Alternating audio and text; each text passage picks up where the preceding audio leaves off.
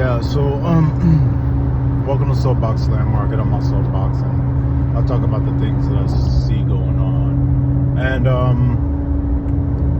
I mean, it doesn't matter at this point, right? So I don't give a fuck.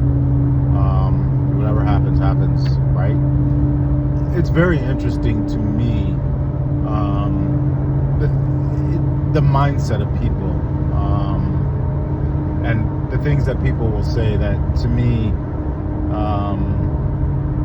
have no merit or no base and are completely illogical. But people get these notions in their heads, and they swear by them and they stick to them, and that's what they run with. Where am I going with this? So I'm on my soapbox because, for the last 10, 15 years, I have worked in predominantly white male industries, middle class white male, working class white male industries. And it goes beyond just the people I've gone to school with or anything like that.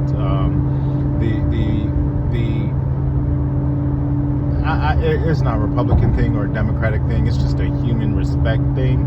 And one of the things I learned growing up is, if you want anything nice to say, then don't say anything at all. And for whatever reason, people feel like they have to say something. Oh, I feel like I have to say something, and I do these soapbox slams. That's true. So, I mean, I guess I'm no different. And I think where I am different, though, is that my analysis and critiques of things are usually fair across the board. A spade is a spade.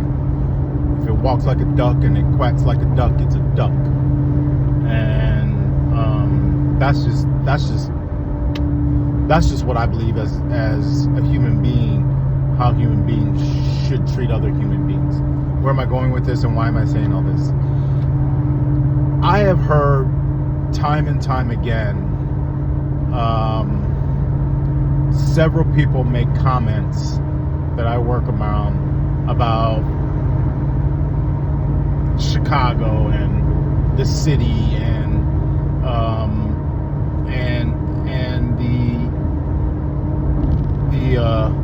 the crime or people stealing things in Chicago and everything else. And when I press people about it, I always get interesting answers that when you press and ask the right questions and ask questions that force people to think about what they're saying or think about what they just said, and does it make sense, then it's a very diplomatic, challenging way to kind of get people to rethink what they're trying to say.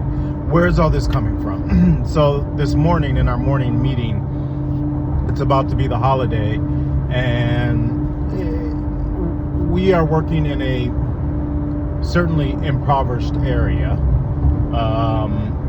whether it's hood or ghetto or anything like that. I really couldn't say. I mean, I honestly couldn't say. I see people's homes. I don't see boarded homes, but I see working class people. Certainly working class people who are what I consider lower class, certainly not middle class or upper class, but certainly working lower class or working class, solid working class based on national numbers or whatever else, right?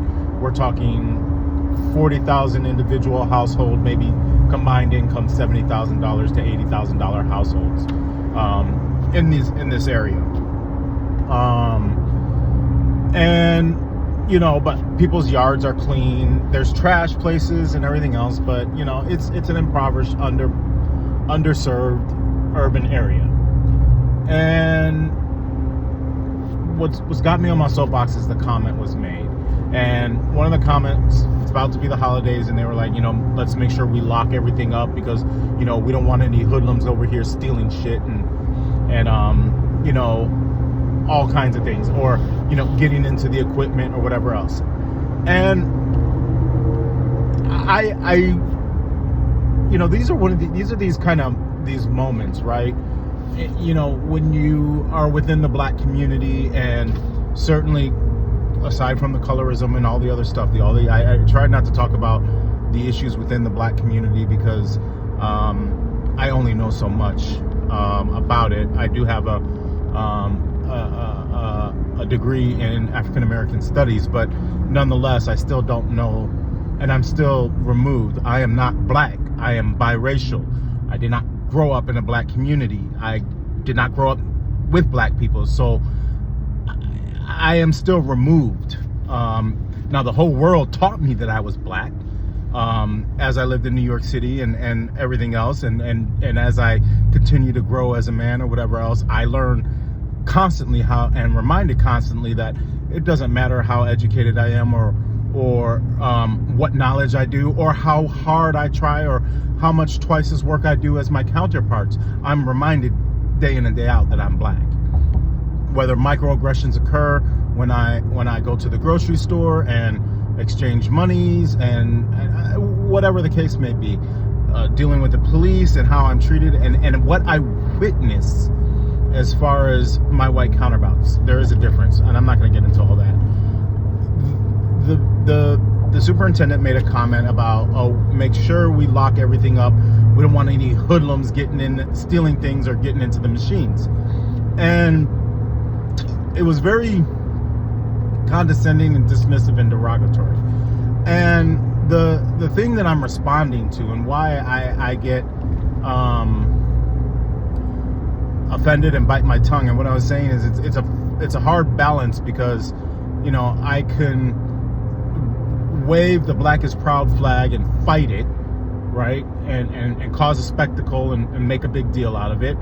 I can be quiet and not be labeled the angry black man and hold it all in and everything else, or I can try and express myself, which is what I'm doing right now through social media, express myself about how misguided and disappointing it is to hear that people today still make silly comments like that.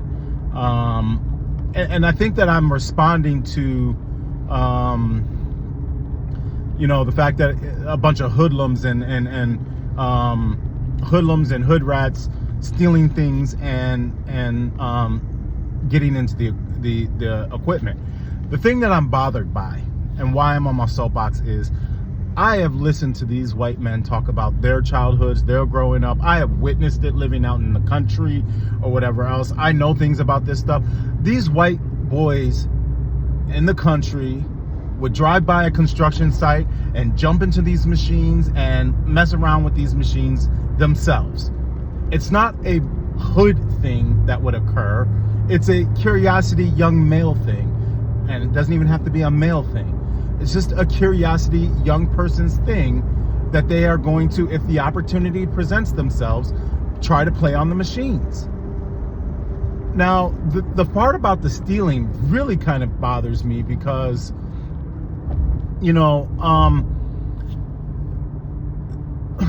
and this may be very dismissive and condescending to the black community, or the comment I'm going to make may be dismissive or condescending to the black community, or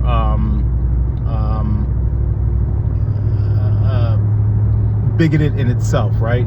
But I'm going to make the comment anyways. The type of equipment that we use and materials that we use, particularly in gas and pipeline construction, the people in the hood would have no use for. They wouldn't even know how to or who to sell the product on eBay too. Now, we're not talking about everyday equipment like miter saws or equipment like, a power tool that could be used in any industry, whether it's plumbing or carpentry or highway or anything like that. Like, we're not talking about a leaf blower or a drill, right? Yes, of course. I feel like if you left that out in any community, whether it was a black community, a white community, a Latino community, an Asian community, if you left that out on a construction site, any and everybody would pick it up because they could use that kind of stuff. right? They could actually use it. They could actually sell it. But we work in an industry, particularly gas and pipeline, where the materials and the products and things like that and the equipment is very specific. And for people to think that black people or lower income, underserved areas are going to know what to do with that kind of equipment, how to sell it, how to get rid of it, what to do with it if they stole it for themselves, I think is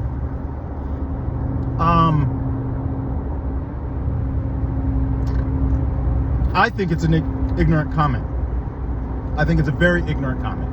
And it's not to dismiss that they wouldn't know, or that they couldn't know, or if they were educated enough, they wouldn't find out, or anything else. Like, that's not, I'm not trying to, what I'm really getting at is the people who go to construction sites and steal equipment from a construction site are people who work in that same industry, or even more so, people from that very crew or that very job or that very company, because they would know what to do with that equipment. I don't see, in my life experience, and maybe I'm still sheltered or whatever else, but I don't see, West Side Crips or West Side Bloods running around, I don't even know if Crips and Bloods are on the West Side, but I hope you're getting my point. I don't see a bunch of gangbangers running to construction sites to rip off equipment to flip it. I just don't see that. I don't hear that when I talk to people, because most of these people that I work with wouldn't dare talk to a bunch of niggers or hood rats or hoodlums. They wouldn't dare try to offer them a job or give them a chance of upward mobility. They wouldn't dare do any of that. So how would they even know, talking about the foremen and people who make these kind of comments, how would you even know what these people would come and steal? Why would you assume that it's them?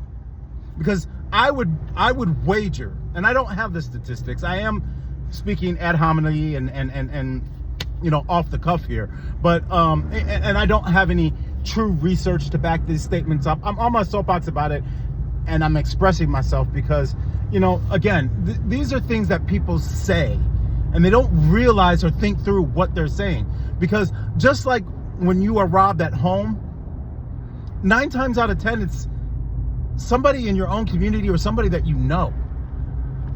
All this, it's 9 times out of 10, it's somebody familiar. Also, just like, black on black crime, white on white crime, it's rare that black people exert crimes on white people. It's rarer that Chinese people exert crimes on white people. No, Chinese people exert crimes on Chinese people, or Asian or whatever else. The point I'm making is that most crimes that occur within their own communities of people. It's not, black people are running out to the suburbs to kill a bunch of white people and steal a bunch of white people's stuff. No, it's the crackheads, and they're not crackheads. It's meth head white kids and drug addict white kids stealing from white people. Not black people. The use of meth isn't really even with black people. It's mostly with white people as a pejorative number. And again, I don't have the exact statistics to present to you, but in things that I've read loosely or whatever else, cocaine is actually a rich person's drug, but crack, okay, so I'm not getting into all of that. The point I'm making here is the comment was made, and I get on my soapbox about this because it happens a lot. It baffles me that so many people have a lack of respect for the world that is provided for them, or the opportunities that are provided for them. For example, I hear constantly people that I work with shit on Chicago and shit on the city, and they live out in the country, they live out in the outskirts and everything else. But let's get something straight. They go into the city to do jobs in the city, whether it's sewer and water, whether it's pipelines, whether it's new roads or whatever else. So they go out from their suburban towns and way even countrysides, drive all the way into the city to make money, and get higher wages, because higher wages are paid in the proximity to the city and where you live in relation to the city. Okay, so they are willing to go from their little countrysides, drive an hour and a half, 2 hours outside, commute to the city, work in the city, bash the people in the city, bash the city itself, bash the everything about the city. Just trash it to shit, but they don't mind making that money and then leave. Now let's talk about that, because you can keep your happy asses out in the country if you want to talk shit about how horrible it is to the city and how horrible the people are and how dangerous it is and all this. You can talk all that shit. Don't come. Because the truth of the matter is, if you left your happy asses out on the countryside, those niggers and spicks and everybody else who live in the city would do those jobs. They would come into the union. They would do the sewer and water jobs. They would do the highway jobs. They would do the building and trade jobs. And they would be paid very well and be able to live the way you guys live. Making your commute. Being able to take care of their communities. Being able to repair their homes. But no, you have taken jobs away from people in the city. It's the same concept. If you want to play that game, it's the same concept as people crossing the border to work here and taking jobs away from people from down in the border crossing over to work here. Or the same concept of people from out of other states coming into your state to work and make more money and then turning around going back to their states. It's all the same concept. And if you have a problem with one, then you should have a problem with all of it. And you don't. And the hypocrisy about it all, the hypocrisy and the thing that angers me about it all is your lack of humility and lack of appreciation for what has been provided for you. That is fucked up. Again, it's your lack of humility, lack of appreciation, lack of respect for what you do have there by the grace of God versus what other people don't have, and you can't appreciate it. You would rather trash the people there. You know, it's funny. You want to tell them, pull yourselves up by the bootstrap. All you do is sit on welfare and everything else. Well, I'll tell you what. Keep your happy asses out in the country and let them learn to do these jobs of sewer and water and everything else, so you don't have to bring your happy asses to the city and deal with all the bullshit that you can't stand to deal with in the city. You don't have to put up with all that. Let these poor ass people who you expect to pull up by the bootstraps, let them do the job. Because I'll tell you what, they'll step up to the plate and they can do the job. It's fucked up. So check your personalities. Check your hypocrisy. Check the things you're saying. Or don't say anything at all if that's how you really wanna be. Then don't open your fucking mouth. Don't talk about the city. Don't talk about these people. Bullshit. It's straight up bullshit. And so I'm on my soapbox. I got on my soapbox because, you know, I don't have the avenue, you know, angry black man, whatever else. I could cause a scene and correct them right then and there, or you know, I can bite my tongue and pretend like that doesn't exist. And I'm not going to do either. I'm not going to cause a scene and be the angry black man and hype it up. And I'm not going to ignore it as if it's not something that bothers me or something that offends me, because it is offensive. And it's not offensive, you know, like I said. I think the thing that bothered me the most is the adjective or pejorative of these hoodlum people and everything else. I think that bothered me. I think I wouldn't have been as sensitive to it because like I said, if this were out on the countryside, I guarantee you them white boys and girls would be all up into the construction site, on the equipment, trying to run the equipment, trying to do all kinds of stuff, because that's what kids do. And as a foreman or as a construction company, you cannot make it easy for them. They're gonna try it no matter what, but you can't make it easy for them.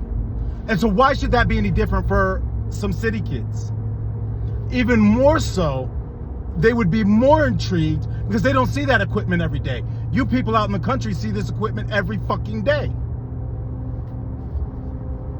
So I think I'm more sensitive or angry or defensive to the concept of calling them little hoodlum cats and all this other stuff. I kind of made I'm going to wrap this up, and I'm just going to give 2 examples of experiences that I've had in my life where I've had to try to diplomatically express something so that the person making the comment would maybe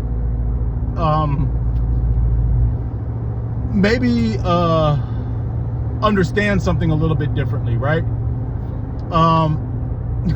Same foreman on the job.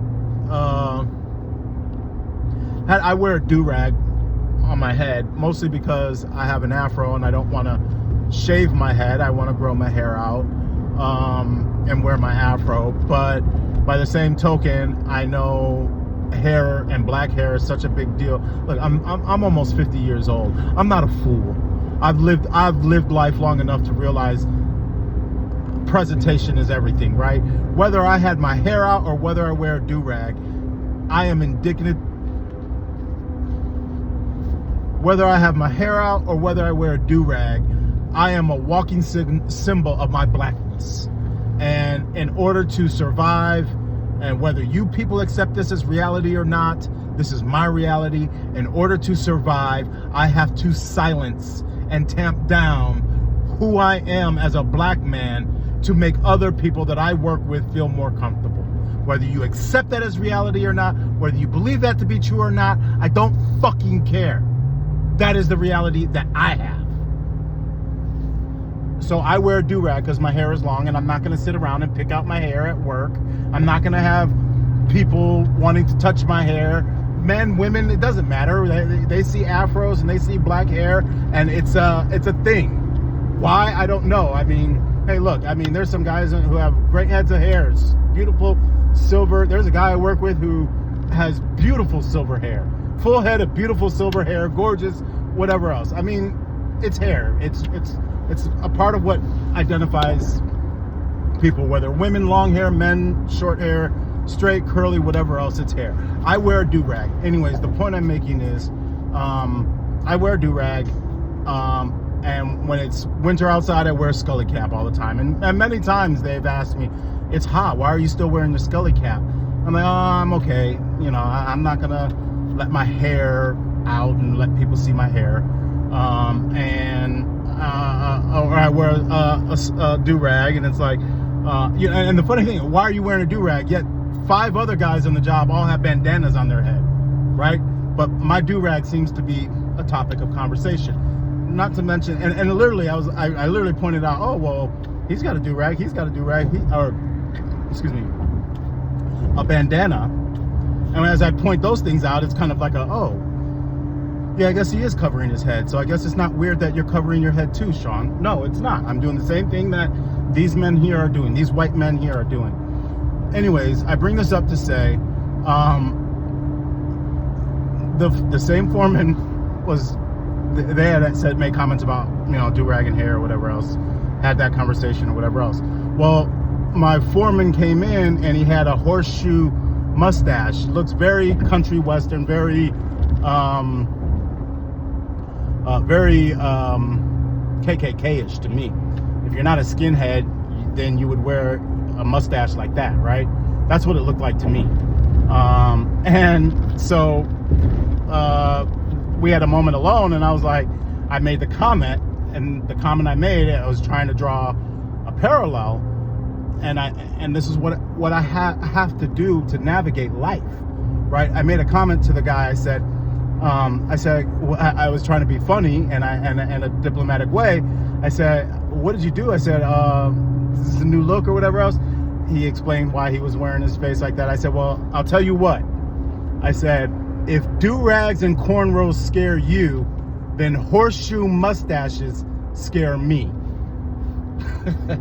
He laughed like you would not believe. He found it so funny that I said that, and the other guy who was an inspector was there, and he was totally laughing. He goes, Fair enough, Sean. That's right. He started to laugh. I mean, they just laughed. They totally laughed. And I meant it to be humor, but I also meant it to be as a parallel and draw a parallel, right? And I mean, he just totally laughed it up.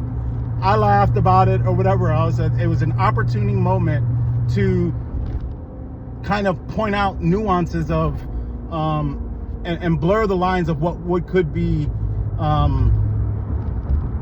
racial tension, right? Because we as human beings can't just accept human beings as different but yet the same for whatever reason. And so I drew that parallel, and it made them laugh and endeared them to me a little bit more, and drew the parallel. Well, yeah, if I'm going to be judgmental about someone with their do-rag and cornrows, then I should expect someone to be judgmental about my horseshoe mustache or whisker turtled up mustache or something like that. I should expect that they would think the same thing in reverse, right? Like, fair enough, Sean, you got me. Touche. How funny. And that happened, and that really happened, and that was a aha breakthrough kind of moment. But I have to navigate life like that. And I live in an urban city. I live near urban cities. I live in heavily populated areas. These people are close enough to urban cities and heavily populated area, but yet there's still these stigmas that exist in humanity. I mean, I'm damn near 50 years old, and this was shit that I had to deal with when I was in high school, and I'm still dealing with it 30 years later, 40 years later. Same kind of mentalities. It's amazing to me that we haven't evolved beyond this. The other example I would give, and I'll wrap this up, is one of my buddies. It was like basketball. It was either basketball or football. I was down at my training center because I have to go to the training center. Here again, I have to be twice as good to get half as much, and even to be as recognized. So I go to the training center whenever I'm laid off. I have yet to ever enjoy a holiday whenever I've been laid off from work over the winters, because we don't work in the winters. We don't do construction up north in the winters. Frost line is preventative. So whenever I am laid off, I don't have the luxury of just enjoying my time and going on vacations. What I do to prove my DEI, did not earn it, to prove my diversity, equity, inclusion, what I do to try and break through that and prove that I want to earn the same amount of money that my counterparts earn, I go to the training center. I've done it for the last 10 years. I go literally last 10 years, from the time I get laid off, usually in November or December, until February or March. And I'm at our training center on equipment, learning more and more and more, and practicing and practicing and practicing, just so that I can get the breadcrumbs that I am given. And talk about DEI and talk about did not earn it, diversity, equity, and inclusion, right? That's what I have to do in order to get breadcrumbed. So, nonetheless, going over, this is out in the country. Buddy of mine has a farm and a lot of property, and he's like, "Oh, come over and watch the game over here, Sean." Right? Okay, yeah, I'll come. I gotta get, training ends at this time. Once I get out of training, I'll come right over. We'll hang out and watch the game, right? Okay. Well, his directions were, when you get off the highway, go down like Highway WE and drive down to the fourth barn, and it'll be the fourth barn on the left-hand side. Those are the kind of directions he gave me. I'm like, okay. So I do all that, and I get off the highway. It's pitch black. Corn above my head. Okay? So a narrow channel, both sides of me corn. It's a slightly paved road, and I turn off to the unpaved road, gravel road, and there are barns. You can see them, two houses that were at the very corner with their barns, and then you can see further down two more houses with their barns, okay? No street numbers, no street lights, nothing like that. Can't see if it's a blue barn, red barn, yellow barn, white barn, nothing, right? Pitch dark. I'm like, where the fuck am I gonna go? I am not about to go walk up to anyone's. What if I turned into the wrong barn? Really? So I left. I went a half a mile, or I got back on the highway and got on the highway and drove down to the next exit where there was a gas station, and I called him from the gas station. And I said, hey man, I said, you got to come get me. I said, I'll get to the end of the dirt road. I said, but you're going to have to come get me and take me to your house. He's like, what do you mean? I'm like, I said, dude, I can't see anything. I said, I don't know. I'm not going to just walk up to any barn. What if I get the wrong barn? Like, I said, let me give you this scenario. What if I invited you to my house, my apartment in the city, and I happen to live in the hood? And when you pulled up to my neighborhood, you saw a bunch of doughboys on the corner, all in a group right there, probably selling drugs, playing craps, doing whatever. Just a bunch of dudes right there on the corner, and they're looking at you kind of sideways, and they're on the corner. You don't see any street numbers, or the street number you do see, two of them are missing, and you only see one. You know, there's random people walking down the street, and the street light is busted out. And my instructions to you were just go to that building and ring buzzer number 3. How are you gonna feel? He was like, okay, Sean, I get it. I get what you're saying. You know what I mean? He's like, I'll come meet you at the corner. I said, thank you. So I draw those kind of parallels, and I say those kind of things to say, you know, you might think it's just hunky-dory, right? You might think that, you know, oh, it's no big deal, right? But there's certain things that are a big deal. And your lack of awareness can be very frustrating, because these are things that you don't ever have to stop and think about. And my mind always has to constantly stop and think about. You know, it's just the reality, right? So I got on my soapbox. I'm going to wrap this up. I got on my soapbox to talk about the comment that was made. And I think I'm most bothered by the fact that he said a bunch of hoodlums and hood rats coming over here to steal stuff and get inside the equipment and, you know, play on the equipment. And I think I'm bothered by the pejorative kind of derogatory adjectives of hood rats and hoodlums and everything else, right? I think I'm sensitive to that descriptive analysis.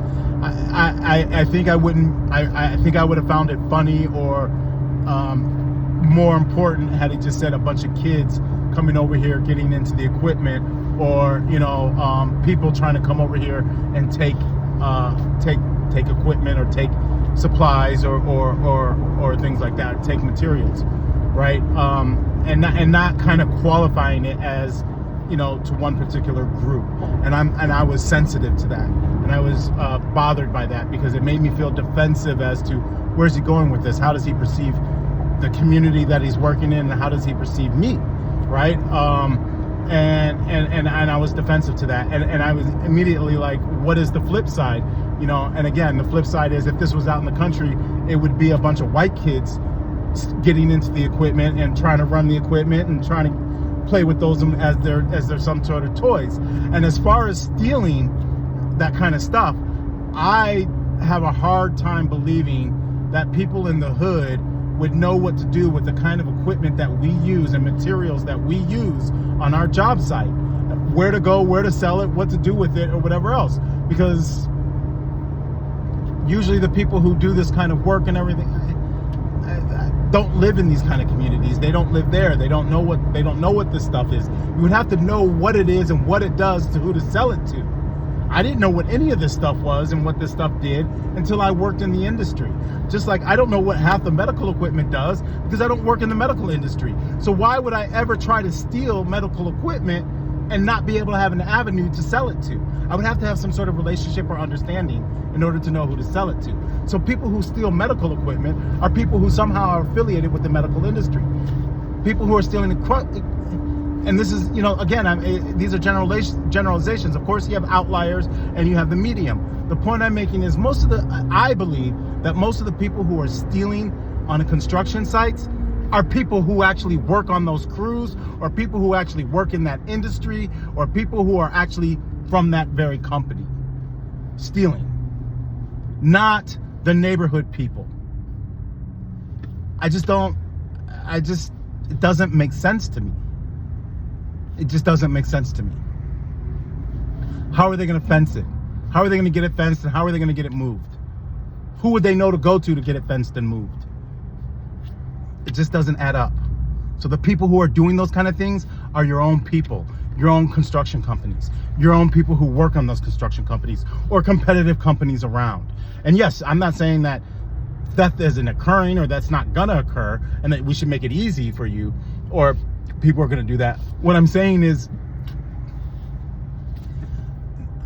2 out of the 10 times that it happens, twice, 2 out of 10, do I believe it's actually possible from someone who lives in that community. I believe 8, 9 times out of 10, it's from your own people, those kind of thefts. So it bothers me when people make comments like that, like you know, a bunch like the West Side Crips or the West Side Bloods or the Hood is about to, you know, is sizing your shit up because they know how to hawk your shit and what to do. They're gonna steal a skid steer because they know how to get rid of it and what to do with it or what purpose it has for. Really? That's your logic? That's your logic? Yeah. Now, yeah. If you leave your lunchbox out, is somebody from the hood gonna steal your lunchbox? Yeah. If you leave your phone out, is somebody in the hood gonna steal your phone? But those are things that whether you were in the hood or at the local mall in the suburbs or whatever else, your own people would steal that shit. So it's like this way to try to put down a certain group when I witness in other groups the exact same behavior. So it's a human behavior thing. Stop trying to pin it on black people like we don't have any dignity or we don't have any decorum or like we don't have any I don't know. But that's what I'm on my soapbox about, y'all. Just thought I just needed to get that out because, like I said, I just needed to express myself. It's a shame as a black man that, and I know I'm not alone.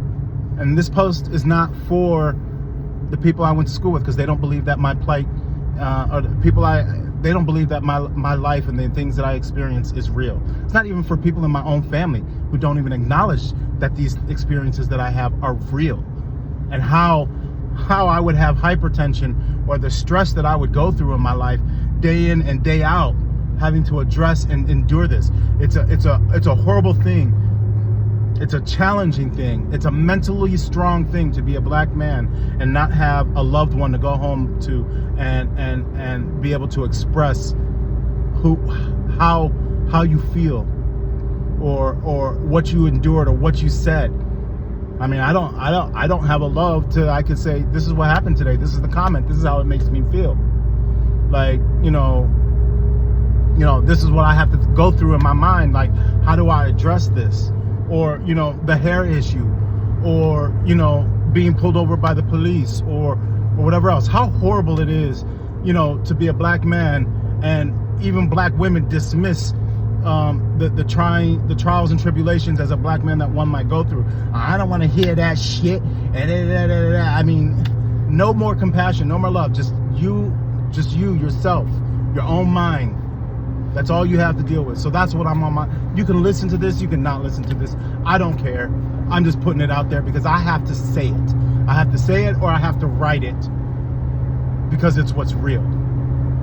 It's what I experienced. So I don't give two shits if you accept it as reality or not. This isn't for you. It's for me. It's just for me to put out there, and whoever wants to have enough empathy and compassion for what the day-to-day experiences as a black man might go through. These are the minute little nuances that I experience. I can only imagine when you get into colorism and other layers of the black issues, the thoughts that they have to address. Remember, I'm not black, I'm mixed. I'm half black, half white. The world sees me as black, but I was raised in white culture. I wasn't raised with my dad's family. I wasn't raised in the hood. Don't know that.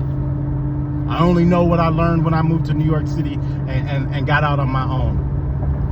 And how the world viewed me, how police treat me, how everybody treats me outside of that. Outside of a controlled, protected environment. Which is what I had when I was a child by my mom and my dad. right? You know, so yeah, that's what I'm on Soapbox about. It's not for you. So I really don't give a fuck if you accept what I have to say, if you can relate to anything I have to say, if you take what I have to say as valid or not. I don't give a fuck. I really don't. I'm getting so old in my life that I mean, I talk about politics. This is one of the rare times I've talked about race in such a way, but it's one of the rare times that I have. I try not to talk about those things because I put it on a public platform, and it's not my mission or agenda to change bigotry. It's not. That's not a battle that I look to go down. It's not a battle that I'm trying to fight. I don't care. I really don't care about none of that shit, because all I focus on and all I care about is how human beings treat human beings. I believe in something bigger. I believe that there's an evolution, or there should be an evolution, a mental evolution, a higher state of being, and we're still not there yet. We're far from it. I mean, we haven't even learned from slavery the lesson of slavery that God taught happened with the Hebrews and the Egyptians. That was well over 3,000 years ago, and we still haven't learned the lessons of slavery. Even till this day, we still traffic human beings. Even till this day, we still buy and sell human beings. We have not learned. We have not evolved. We've just dressed it up into technology. And so, I mean, that's where if any mission exists in Soapbox and everything else, me getting on my soapbox, it's about trying to push people's limits to becoming better existing human beings, not coerce somebody into being a Republican or a Democrat, or coerce someone into believing in DEI or nepotism or Black Lives Matter or the blue wall or police brutality or protect the blue. It's not. I'm not trying to convince anybody any of those things at all. I'm challenging why we would side one way or another and not side with the idea of how can we be better existing creatures. That's what I challenge. How do we be better existing creatures? So again, soapbox is about me getting on my soapbox and talking about the things that I see going on. And that was something that really kind of got underneath my skin today, and just had me deep in thought. So I'll just wrap it up and say, hey, it is what it is. Be kind. Try to be kind to people. Try to love thy neighbor. Try. Do an act of kindness. Try to do one act of kindness for somebody. And have a wonderful, wonderful evening.